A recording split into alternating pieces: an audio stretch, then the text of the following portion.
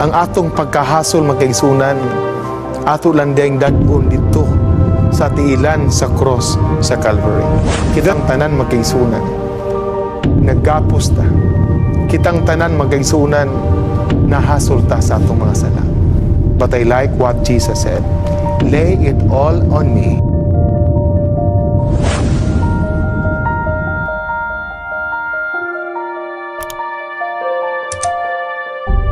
We will be studying about Jesus for the stranded with guilt. Karong hapon, pangutanan ako si Pastor Gulpan kung unsa gid ning guilt. Unsay binisaya sa guilt. And then Pastor Gulpan, nisulti gid nako magigsunan nga kaning guilt is kahasol. Nahasol ka tungod sa imuhang sala. We are guilty. And sometimes we are stranded because of our guilt. And I want to tell you that Jesus is there for us, is there for me, is there for you, for the stranded with guilt. Adunay usa ka batan-on nga ginganlag si Shano. And this happened in Jaipur, in India. Sugilanon, matuod nga sugilanon sa istorya ni Shano, usa ka bata nga butan. Nga naglakaw siya sa dalan kay padulong siya sa party sa iyahang son nga gala nga ginganlan og si Pramod. And on the way there, nakakita siya bata samtang naglakaw siya. Kita siya bata nga gamay nga naghilak gimayo. Mga grade 4 ang bata nga naghilak. Pertig yung hilak. Pobre kay nga bata nga nakita ganya usa na lang ka tsinilas ang gisuot. Pertig yung pobriha. Na-interest siya. What he did was, niadto siya sa mga bata. Ipangutanan niya, nganong naghilak man ka? Why are you so sad? Ang imong countenance is so sad. Ngano man? So, sir, nihilak ko tungod kay nahadlok ko sa akong papa. Siya, unsay may problema sa iyong papa? Siya akong papa, sir, nagtigom gyud og kwarta para mapalitan ko niyag cellphone. Kaya kaning cellphone, gamiton ako sa akong pag-eskwela. I-monitor ko niya, bisag asa suguon ko niya, iya kong tawagan, unya karon nawala ang akong cellphone. Unya niingon magyud siya, basta mawala ang cellphone, iya gyud kong bunalan, iya gyud kong puspusan.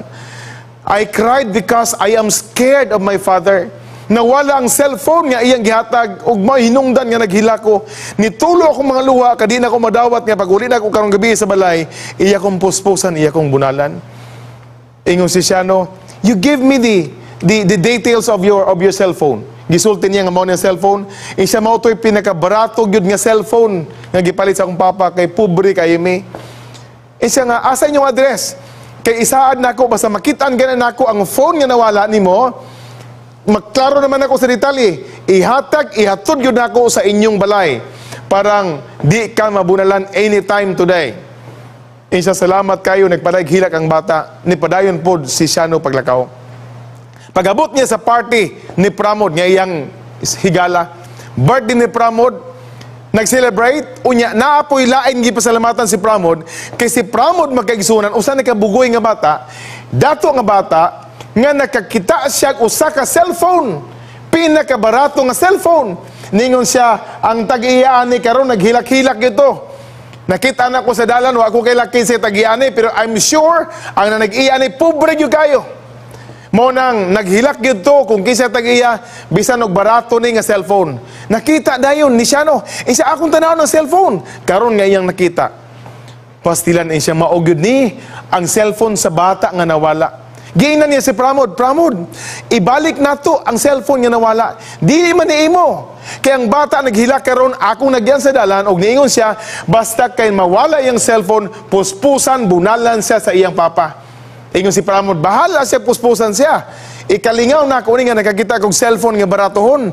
Kay wa may cellphone nga barato, mahal ang among cellphone diri. Munang di ko angay mahadlok. Nga naman nagbunalan siya. Nga nung nagdinanghag siya.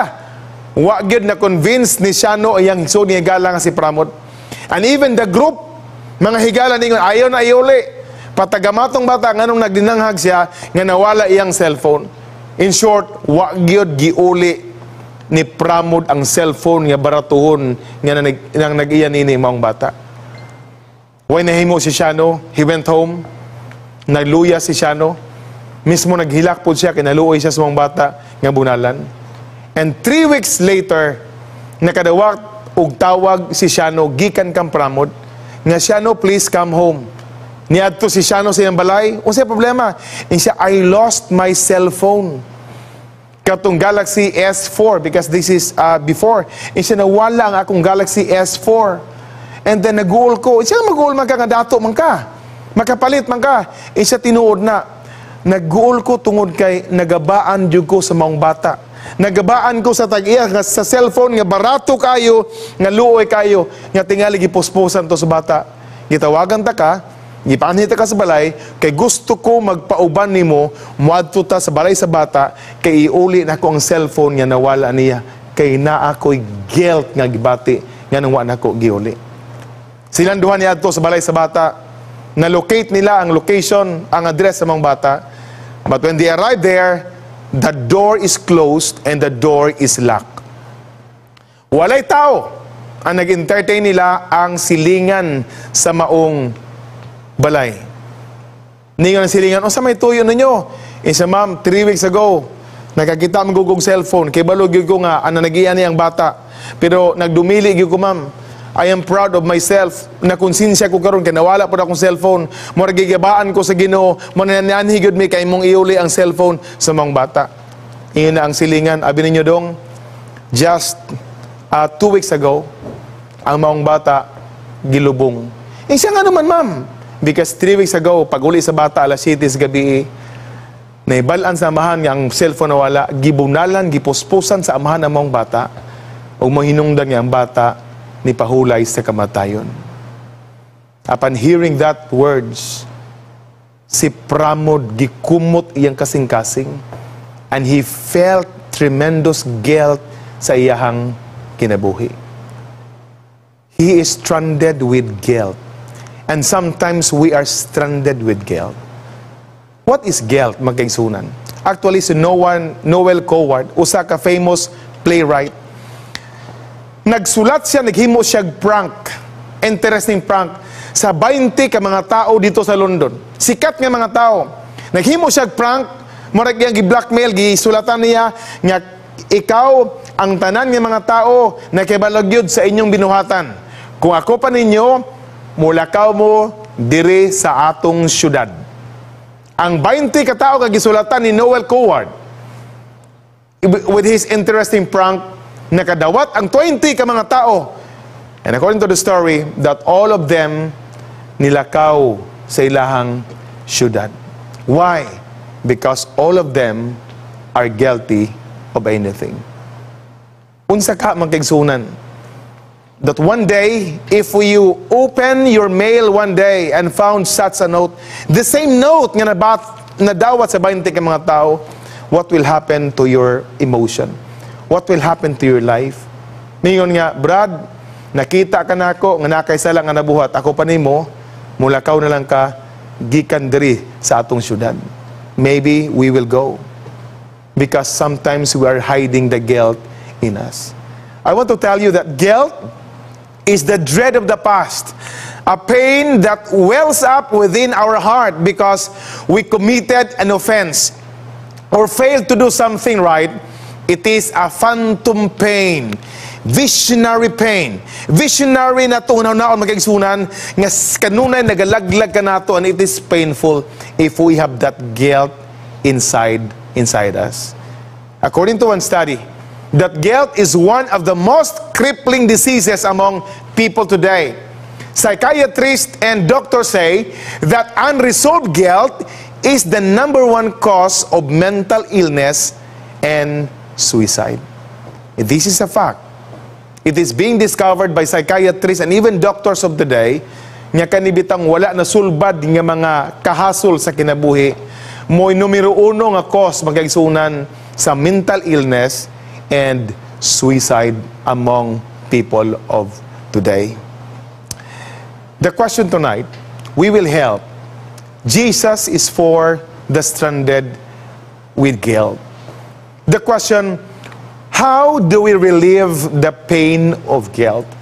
If we are guilty of anything, Pastor, unsa may buhato nato, pastor, nga maulian ang akong pagkahasol sa akong kinabuhi. Pastor, nagbitbit ko ni ining daghan nga mga sala nga gitaguan nga naa sa akong kasing-kasing ron, pastor. Help me with the help of God how to relieve the pain of guilt. We will study the life of David tonight. Atong tanawon magkaigsunan ang kinabuhi ni Salmista David. The first thing to do, that first thing that David did, og ato pong buhaton, we will follow him, is admit your guilt. Tanawa ingon sa Biblia, David made a similar acknowledgement of a similar sin when he said, "Then I acknowledge my sin to you, Lord." It is found in Psalms 32 verse 5. I like that. If we are stranded with guilt today, we will be with David. The first thing to do that he did, the first thing to do is to admit our guilt. He said, "Lord, I acknowledge my sin to you." Ginoo, akong giila, akong giangkon ang akong sala batok kanimo. You know what? According to Gordon MacDonald, when he wrote, we cannot expect to live healthily in the future when the baggage of our past keeps banging away at the trap door of our minds, demanding attention. Do not forget, the first thing to do to relieve the pain of guilt, we are stranded with guilt. The first thing to do is to admit and acknowledge our sin before the Lord and before men. Nakinamdam kong sigilano sa tulo ka mga higala. Ingon sila, managata. Sakay sila silang lansa. Isa managata. Silang tulo nagsabot. Alas 6 sa gabi padagan na sila sa lansa, silang tulo. Sugod na sila magkaisunan o labay sa ilahang mga paon, ilahang mga bait nila, gibutang na. Niabot na lag alas 9, alas 10, wagyoy isda nga nikaon sa ilahang kubit. Wala gyud. Tingala sila, nabot ang alas 12, nakita nila nga daghang isda, agi-agian lang ang ilahang paon. Sa unsa gyud kay problema niini? Ngano ka nga mga isda di gyud makaon? Niabtag alas 2 sa kadlawon, wa gyapon isda nga nakuha nila bisag usa ka buok. Busa nag-goal na ning tulo, ningon silang atong sulbaro ni. Tingali gaba ni sa Ginoo, karakag isda diri pero nganong wa ginangaon. Siya nga magistorya kuno tang tulo. Unsa may buhaton nato? Siya nga atong isulti ang atong mga sala. Namatay mga sala, makasala man ta. Isulti na to atong mga sala. Mga tagpasaylo sa Ginoo, ikaw makahibalo sa akong sala, ako makahibalo sa akong sala, kitang tanan magsinabot, isulti atong mga sala, ug atong isugid sa Ginoo atong mga sala, and I know, and we know nga makakuha gitag daghang isda karon. Nga naman, kay mangayo man tagpasaylo sa iya, and then we will tell and admit our sins. Sige, ang isa ko yun na, isa kay balo ba mo? Nga, apil ko atong bank robbery atong mayaging 3 ka bulan, nakakwarta ko ato, wag mo kabalo. Ay lagin mo saba kay ako. Mao gini, wa mo kabalo nako. Ako kawatan ko. Unya nakaapil pug ko og kidnapping. Nay dato nga anak amo gikidnap. Gipasakay na mo sa mong van, gipalukat na mo, nakakwarta pug ko, inana ko kadautan. Ginoo, pasaylo ako sa akong pagkadautan. Tungod kay I've been in kidnapping and bank robbery. Insa grabe mo sala. Ikaw, insa ako kuya po ni mo, pero ako kuya po ni. Naminyo ni may sa kong asawa, 15 ka tuig. Pero sultian ta ka, wagi siya kibalo nga na ako'y kabit nga 2 ka buok. Na ako'y kabit nga 10 years na. Na ako'y kabit nga 7 years na. Ang 10 years na ako'y anak 2. Sa 7 years na ako'y anak nga 1. Ug sa akong asawa na ako'y anak nga 3. Inaani ko kadautan. Ginoo, pasaylo ako. Nga doon ako'y kasalanan, batok sa akong asawa, batok kanimo. Ginoo, kaloy emi. Ang usa ka tawo nga nabilin sa ikaw unsa may imong sala, sa dagko ra kaninyong sala gyud. Kuyaw kayo, bank robbery, kidnapping, unya ikaw kanang napugay kabit duha pa jud ka buok, 10 years na, ang isa 7 years, wa kay bali mong asawa, grabe na inyong sala. Isulti mo rin mong sala, isulti mo rin akong sala. Ingon siya nga pastilan, abi ninyo, mao gini akong problema gyud. One thing lang gyud ang akong sala, kaning ako yung pagkatabian. Tabian gyud ko. Busa nagampo sa Ginoo, pasaylo adyo ko sa akong pagkatabian. Gani human sa among pagpanagat, pag uli na mo ugma, nanapog ko'y ipanabi. You know what? the first thing to do is to admit our sin. This is what David said. Lord, I acknowledge my sin against you. If we are stranded with guilt, do not forget, the first thing to do is to admit our guilt, admit our sin. The first step on the road to recovery and relief is admitting that something is wrong in our life. That's the first one. The second one, according to David, I did not cover my iniquity. Psalms 32 verse 5. When he committed crime, gipapatay niya, magkaigsunan si Uriah. Iya pag yung gihimong kabit si Bathsheba. And then he neglected his kingly duty. Tanan, magkaigsunan. He said, Lord, I did not cover my iniquity. Samtang gi-confront sa magkaigsunan sa prophet, iyang gisulti ang tanan, and he stopped trying to hide his sin. If we are stranded with guilt today, we will be like what David did. We have to confront. We will not hide our guilt. We have to confront our guilt. Tanawa magkaigsunan. Guilt must be confronted and deal with. To overcome, if we can continue to hide its reality, we must deal with it. Adunay, usa ka panultiyon. The truth is, if we don't deal with our guilt, then our guilt will deal with us. Adunay sugilanon nga usa ka juk magaigsunan sa Europe. Kaning juk, usa ni siya ka tao nga high hereditary position in Europe. Dako siya granggo sa ilang government, ang usa ka juk. Nibisita sa usa ka prisuhan. Nakita niya adunay 32 ka mga piniriso nga nanay sentensya nga life sentence. Niya to ang juk iyang interview ang first and siya nga, why are you here? And siya niya ako diri sir tungod kay gibutang-butangan ko sir. Unyang judge nga mo'y presiding judge sir, gibayaran sa among kalaban mo nay nibaliktad iyang desisyon na priso ko sir, wala ako'y sala. Ang isa, ikaw nga nung naamag diri, sir, na ako diri sir. Nga naman, ako'y gipasingin lang nga mo'y nagpatay, pero dili ako'y nagpatay. Sir, gibayaran na gyud gyapon o mahinungdan nga na ako diri, but I am not a sinner. Mamila, ang tanan, wa gyud ni angkon. Apan adunay usa ka tawo nga ni angkon. Ningon na usa ka joke, why are you here? And he said, I'm here because I sin against my God. Nakapatay kog tao. Napatay na ko ang ako ang suod nga higala. Nasintensyahan ko og life sentence because I killed my best friend. I am here, to the question why I'm here, I am here because I am a great sinner. And you know what? The Duke, naghatag siya magkaigsoon ng recommendation that out of the 32, katong usa ipagawas niya sa prisuhan because that man accepted that he sinned against God and he sinned against his best friend. The truth is, if we don't deal with our guilt, then our guilt will deal with us. Atong tanawon, if we are stranded with guilt, wa na sulbad pagkaigsunan, it may affect you psychologically. Ayun ni David, when I kept silent, ayun ni David, Psalm 32 verse 3, my bones become brittle from my groaning all day long. Tanawa, ingon ako maisto sa college sa una, iyang emphasize ni. Iyon siya nga, samtang nakasala si David, samtang nagpakahilom siya, wa pa niya gisugid ang iyang sala, ang iyang mga bukog, tibok-bukog, magkurog sa tibuok adlaw sa gabi nga di kay siya katulog. Inana gihasol siya. Ang iyang unahuna, di siya katulog kay gihasol ang iyang hunahuna. And then gihasol po ang tibuok niya nga lawas. Magkaigsunan, I want to tell you that if we are stranded with guilt, we will be affected psychologically. Take note of that. What else? Tanawa, David's conscience groaned all day long. David could not get the wrong of his mind. He said, it awoke with him.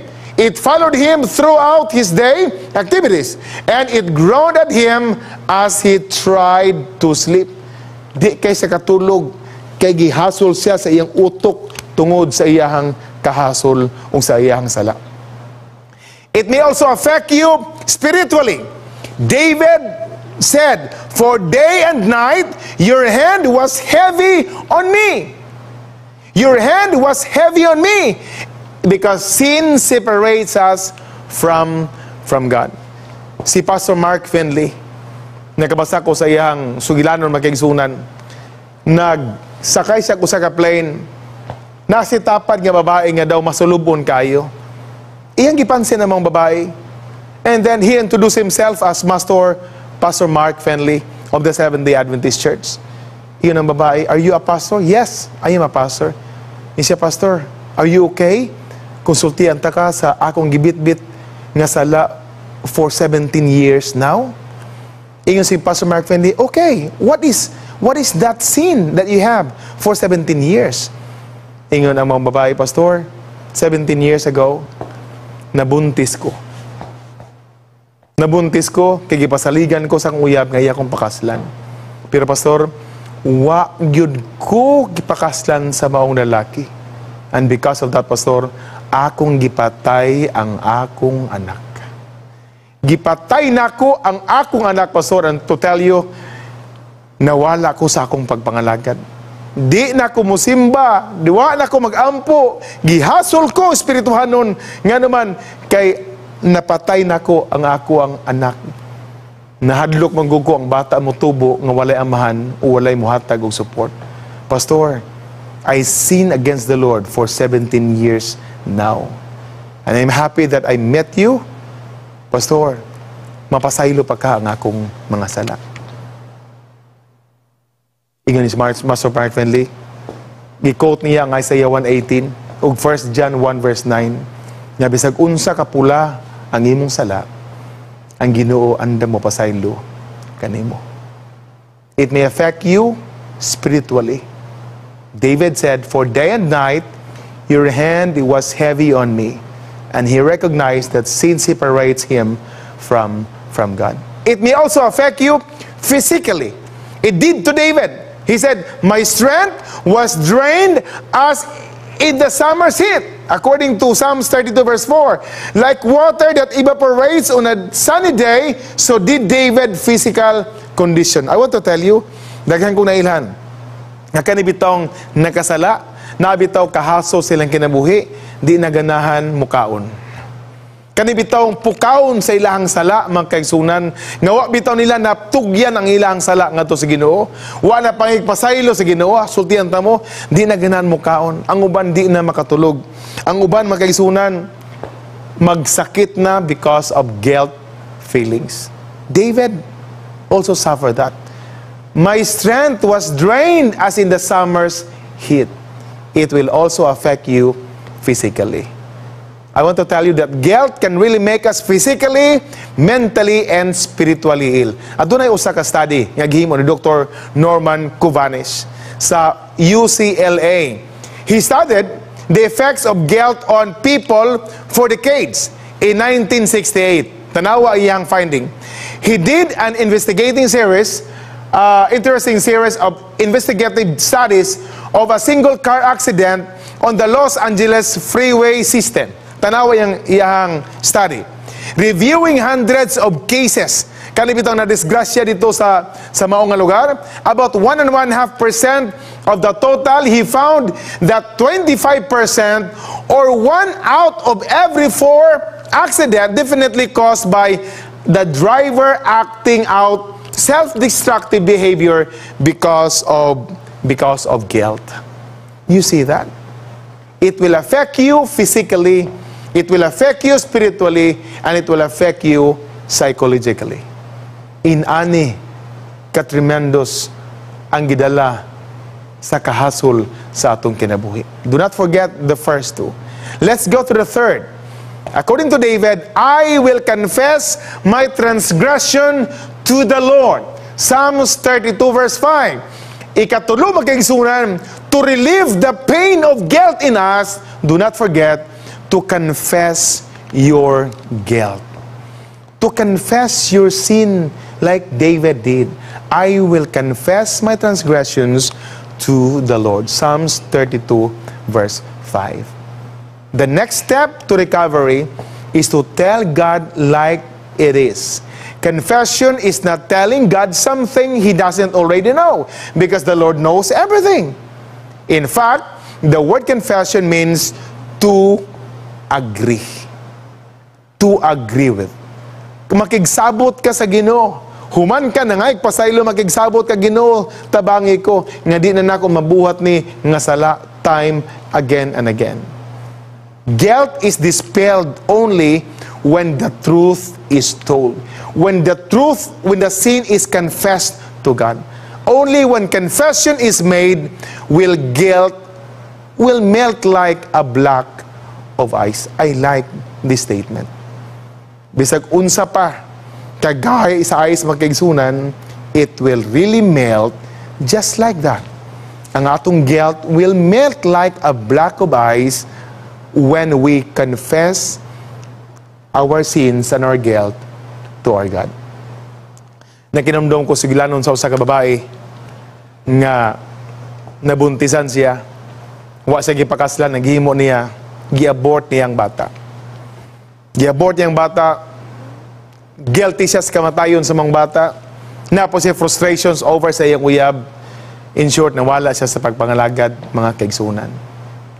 Luoy kay mga babae.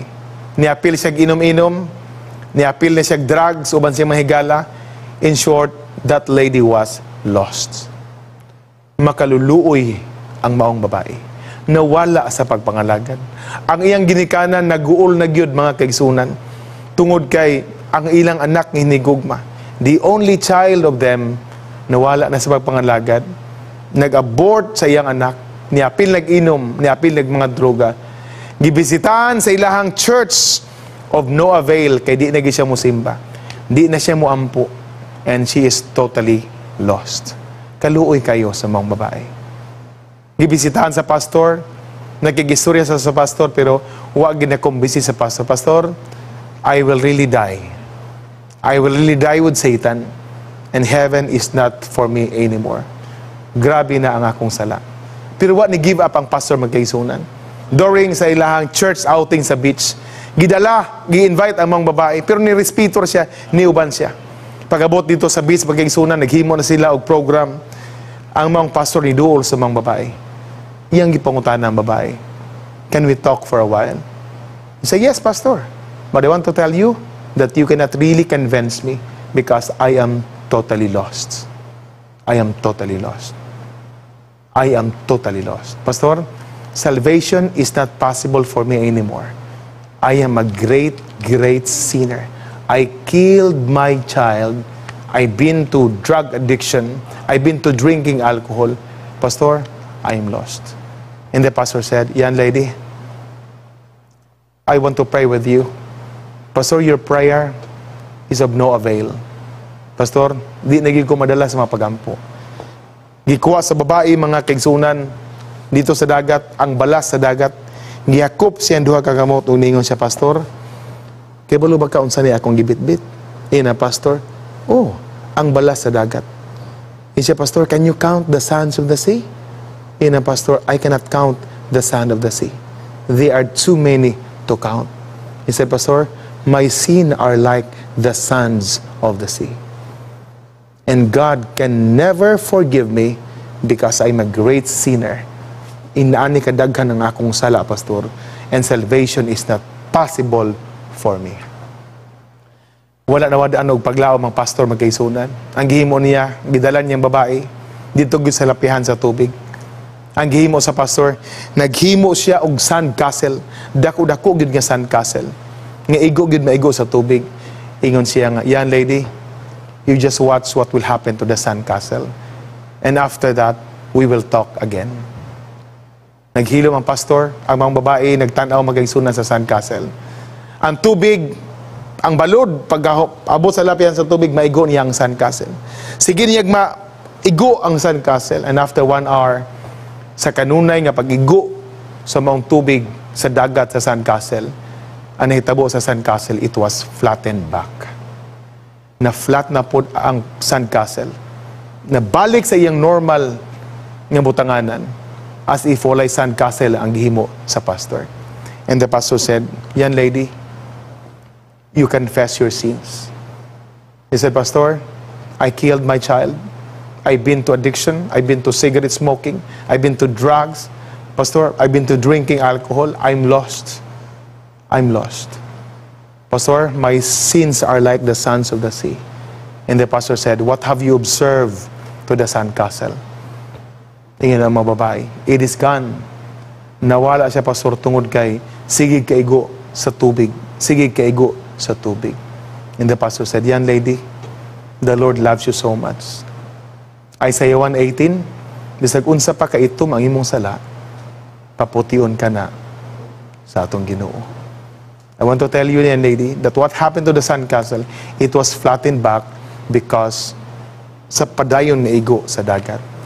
And because of that, you confess your sins today. I want to tell you that God is ready to forgive you. And siya, "Pastor, how?" And the pastor said, "Even though your sins are like the sands of the sea, but I want to tell you that God's forgiveness is vast as the ocean." When I read the story, I was so touched. Because I am guilty. You are also guilty. And we can say with the young lady that, "Lord, these are the sands, my sins are like the sands of the sea." But it is dispelled by the sea, by the ocean. I like the statement of the apostle when he said, "I know that your sins are like the sands of the sea, but God's forgiveness is vast as the ocean." You know what? When we confess our guilt to the Lord, He promises to forgive. This means that He takes it away like a burden lifted. Love lifted us. And the Lord rescued the perishing, and He covers it over and over. Tonight I say, wouldn't you like clear conscience? Wouldn't you like to know that your debts were paid in full? Wouldn't you like to know that your sins were forgiven? Magkaigsunan, gusto ba ka ng imong nahuna sa konsensya malimpyuhan?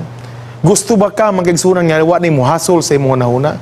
Gusto ba ka magkaigsunan nga ang imong utang sa sala pagabayaran kanunay sa Ginoo? O gusto ba ka nga masayod nga ang imong sala na pasaylo sa Ginoo? I want to tell you that you and I can do it. If we confess our sins, He is faithful and righteous to forgive us our sins and to cleanse us from all our unrighteousness. 1 John 1 verse 9. If we are stranded with guilt today, let us also confess our sins, because God is faithful and He is righteous to forgive you and forgive me of all our sins and to cleanse us from all our unrighteousness. Number 4, and this is the last. Forget your guilt. David said, "And you took away the guilt of my sin." Gikuha sa Ginoo ang kahasol sa iyahang sala, mga kaigsunan. Do not forget that the number 4 thing to do is to forget your guilt. The Lord also will take away the guilt of our sin. Common yung story sa usa ka priest, usa ka pare, nga nagbitbin siya sa iyahang sala nga iyang gitugyan, iyang gipahipasaylo sa panahon nga college pa siya, sa seminary pa.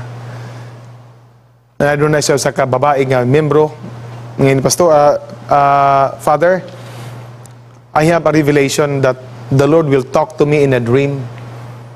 And then nasiya pananaw ni hatag sa kuwa, mag-istorya siya nako in a dream nga magdamgo ko. How is it? Is it He who talks to me in dreams? Iyon din ang maong pari, and siya nga, this is to test kung siya biyag na o dili ba. Iyon saan man ako pagkibalo, Father. Ingon siya nga, the moment you dream again, ipangutana daw sa iya. Ingna daw siya nga, "Lord, nangutana ang among pari kung unsa to'y sala niya sa una, samtang naa pa siya sa seminary." Magkaisunan, mo nagitugon sa pastor. 3 days later, nakita sila. And siya nga, did you dream again? And siya nga, yes, Father, I dream. Did you talk to the Lord? And siya, yeah, I talked to the Lord. And then, what did he say? About my sin. That young lady said, Pastor, this is to know whether God is talking to me or not. But this is what happened. And siya sa minitabo, unsa may ingon niya sa akong sala? Ningon ang Ginoo, nga ang sala niya sa college pa sa seminary pa, wa na nako nahinumduman o wa na nako gihatagan o pagtagan. David said, and you took away the guilt of my sin. The Lord also forgets your sin as we also forget our guilt. God forgets our confessed sin, and so should we.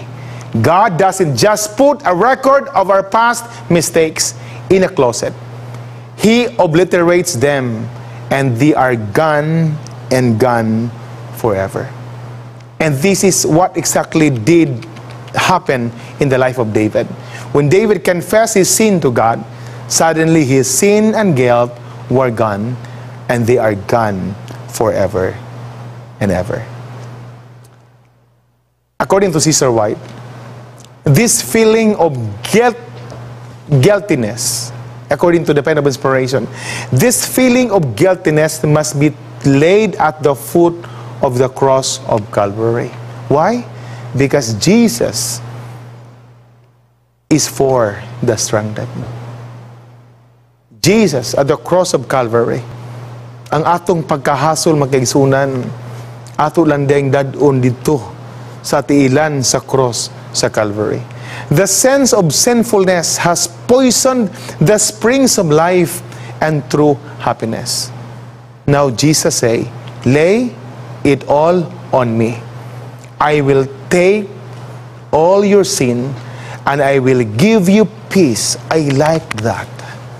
When we are stranded with guilt today, Jesus said, Jesus said, lay it all unto me. Ihatag lang nato tanan kang Ginisus ang atong pagka-stranded sa guilt. And he said, I will take your sin and I will give you peace. I have bought you with the price of my own blood. It is so interesting to know that. Jesus said, I have bought you with the price of my own blood. You are mine. Your weakened will I will strengthen. Your remorse for sin I will remove. Do not forget, in closing I say, that Jesus is for the stranded. That Jesus is for the stranded of those who are guilty. Kitang tanan magkaisunan. Naggapos ta. Kitang tanan magkaisunan, nahasol ta sa atong mga sala. But I like what Jesus said, lay it all on me, and I will take care, I will take all your sins, and I will give you peace. I have bought you with the price of my own blood. You are mine. Your weakened will I will strengthen. Your remorse for sin I will remove. In closing, when we are stranded with guilt, remember to admit your guilt. Remember to confront and do not cover your guilt. Remember to confess your guilt and also to forget your guilt. We have to come to Jesus because in Him we will be free from being stranded with guilt. It is my prayer that you and I could move on being a sinner saved by grace of Christ. Jesus is for the stranded of guilt. Ang Ginoo magapanlangin ka nato nining gabi magkaisunan.